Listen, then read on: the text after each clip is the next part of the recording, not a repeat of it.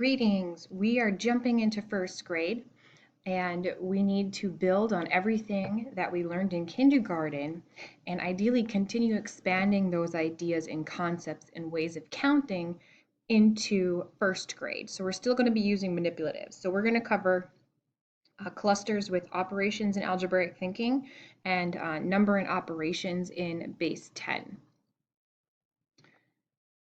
So operations in algebraic thinking, there is a lot of different groupings here. So be patient as we go through them. We're going to try to hit on each and individual specific standard as we go along. So some common manipulatives that we will use are objects for counting. Those can be the counting bears, it could be chips, it could be anything that you can count with. 10 frames, double 10 frames, because we need to count above 10. As you see, we need to use addition and subtraction within 20. Also, we're going to use a hundreds chart, dot cards, numeral cards, number line to 20, an open number line, part whole chart, place value chart, various dice, and various spinners to do all of these items. So let's get to it here. Let's say that Allie had 9 marbles and Maria had 5 marbles. How many more marbles did Allie have than Maria? So I'm going to use marbles as counters. So I placed 9 counters for Allie, and we can count them 1, 2, 3, 4, 5, 6, 7, 8, and 9. And Maria had 5 marbles, so 1, 2, 3, 4, 5. How many more marbles did Allie have than Maria? Well, I can see if we were to partition them off that the group that's hanging over is the more amount that Allie has. So this is a difference unknown problem. We see that Allie had 4 more marbles than Maria, so 5 plus how many gives us 9.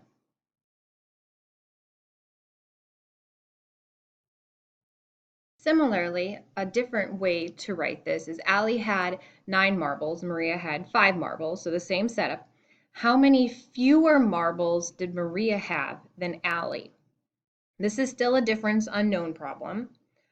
We still see that Allie has 4 more marbles, but the way we write this problem based on what the information is given is 9 minus 5 is how many. So just different way of writing it. Allie had 4 more marbles than Maria. Maria had 5 marbles. How many marbles did Allie have? So again, we're going to use our counters. So I start with Maria having 5 marbles.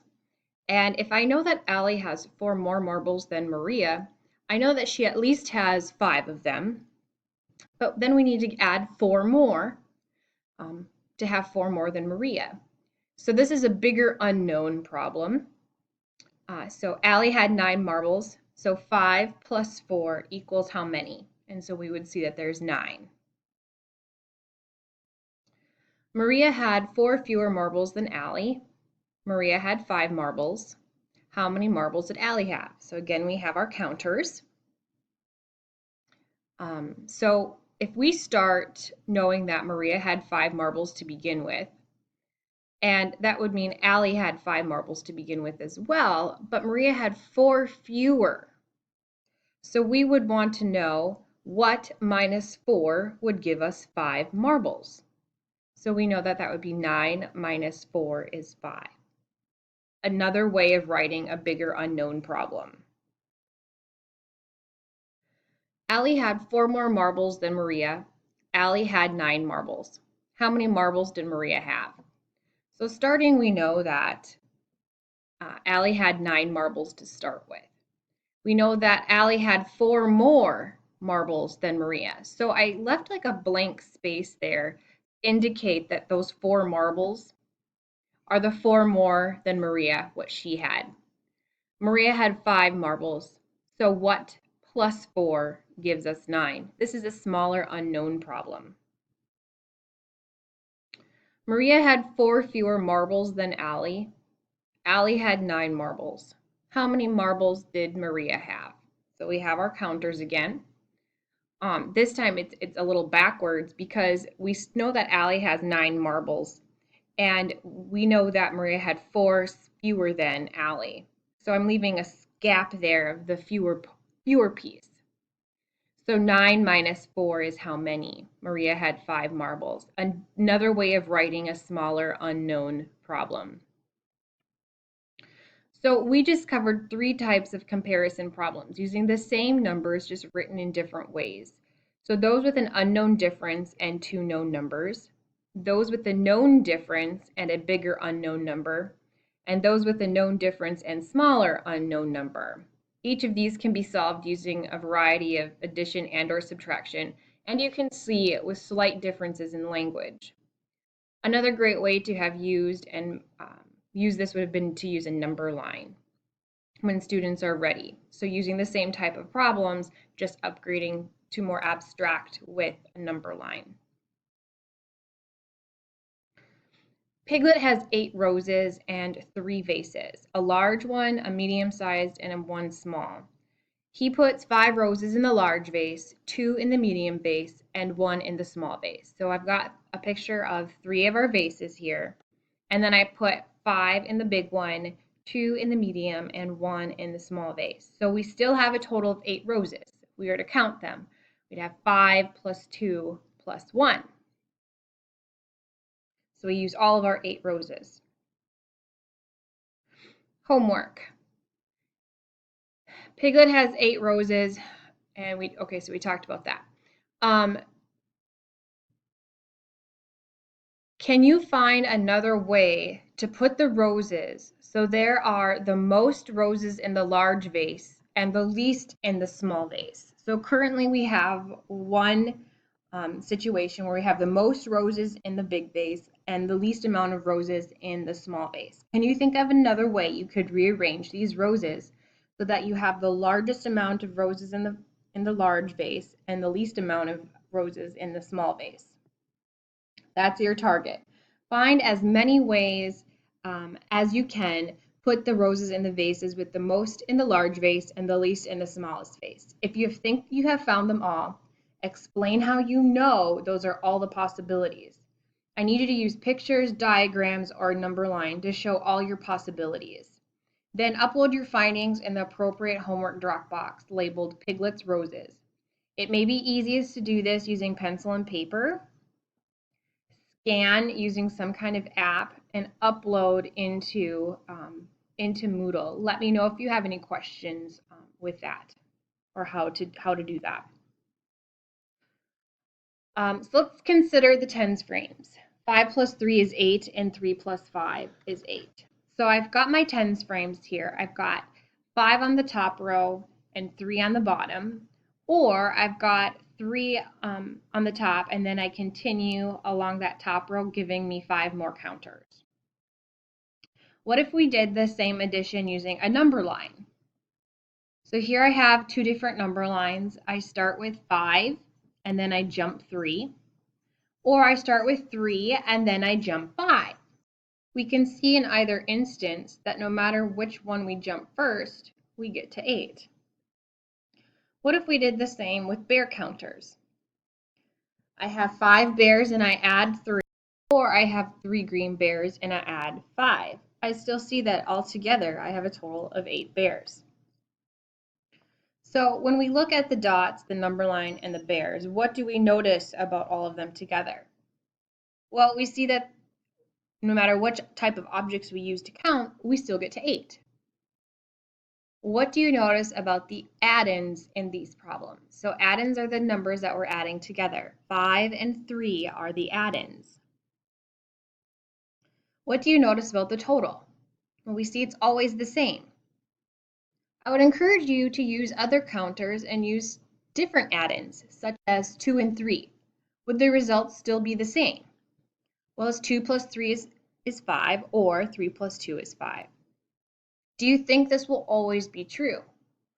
This is known as the commutative property. So it doesn't matter which order we add in, the result is still the same. We can extend this idea with 3 or more add-ins using 10 frame, number lines, or counters. So on the top there, I have added 7 plus 3 plus 6. And on the bottom, I've added 7 plus 6 plus 3. So it doesn't matter which order we add in, the property will always be the same. So this is the associative property. It's a direct extension of the commutative property, only we have more than two numbers that we're adding together. Using a part-whole model to help make the connection between addition and subtraction. So I've put some counters in the different pieces of the part-whole. So on the bottom are our parts and the top of each one is our whole. So when I start at this first box on the top left here, I see on the left side I've got 1, 2, 3, 4, 5. 1, 2, 3, 4, 5, 6, 7, 8. So if I were to count them all together, I should get 12. But I think I have one too many, so let's get rid of one. Yeah, let's get rid of one so that it matches. One too many of them, I apologize. So then we can put in our box here that we have 12 altogether. Moving on to the next, I see I have 1, 2, 3, 4, 5, 6, 7, 8 parts, plus how many parts would get us to 12? Well, we would know that we would need to put 4 here. Similarly, I know that the whole needs to be 12. Part of it is 4, so then we would need another 8 to reach the whole part of 12. Let's get rid of this one. Okay. So what we are modeling in the first one is addend plus addend equals total. The second box is addend plus missing addend. We don't know the second part equals total. Or we could rewrite it as a subtraction as total minus addend. So 12 minus 8 gives us the missing addend.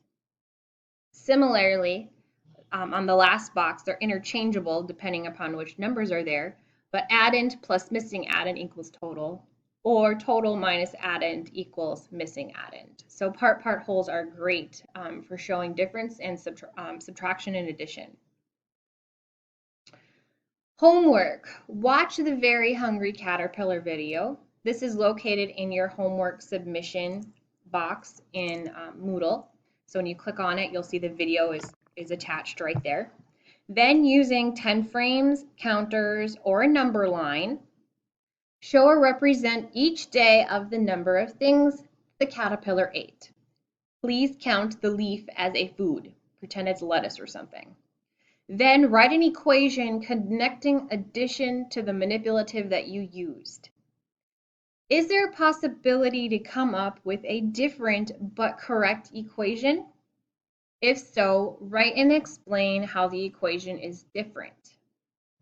Upload your document to the Very Hungry Caterpillar homework submission area.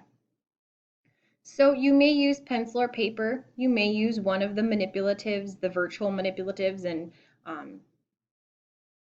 snip it and put it into a Word document. However you want to do it is fine with me. Please ask if you need verification on questions.